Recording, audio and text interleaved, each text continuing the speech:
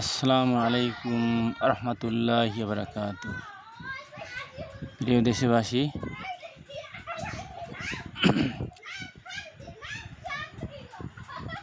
জুমার নামাজের পর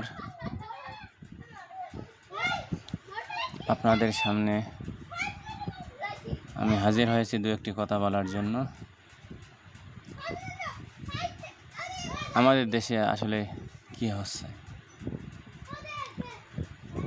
এক জায়গায় দেখতে পাচ্ছি সাবিপুরবিতে শিক্ষার্থী শপথ বাক্য পাঠ করাচ্ছেন সম্মানিত শিক্ষকবৃন্দকে। আর দিকে দেখতে পাচ্ছি বাইতুল মোকাররম জাতীয় মসজিদ, যারা বাংলাদেশের প্রাণকেন্দ্র, সেখানে হামলা। এই মসজিদে হামলা না হয়ে যদি মন্দিরে হামলা হতো, কেউ বা কোনো রাষ্ট্র নিশ্চিতভাবে বলে দিত এরা মুসলমানের কাজ। এখন যে বাইতুল মোকাররম মসজিদে হামলা হয়েছে, এখন আমরা কাকে দোষারোপ করব? মুসলমানদের না অন্যদের? আসলে আমাদের কাউকে দোষারোপ করা ঠিক না। যারা প্রকৃত দোষী তাদের চিহ্নিত করা এবং যথাযথ শাস্তির ব্যবস্থা করা।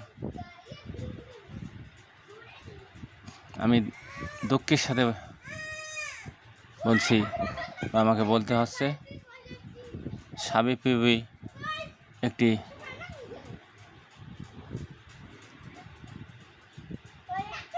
বড় মাপের বিদ্যাপীঠ।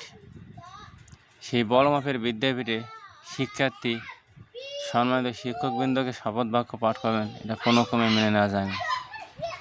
কারণ ওনাদের শপথ বাক্য পাঠ করার জন্য ওনাদের উচ্চ পর্যায়ের সৎযোগ্য নেতৃত্ব অবশ্যই রয়েছেন, তেনারা করাতে পারতেন।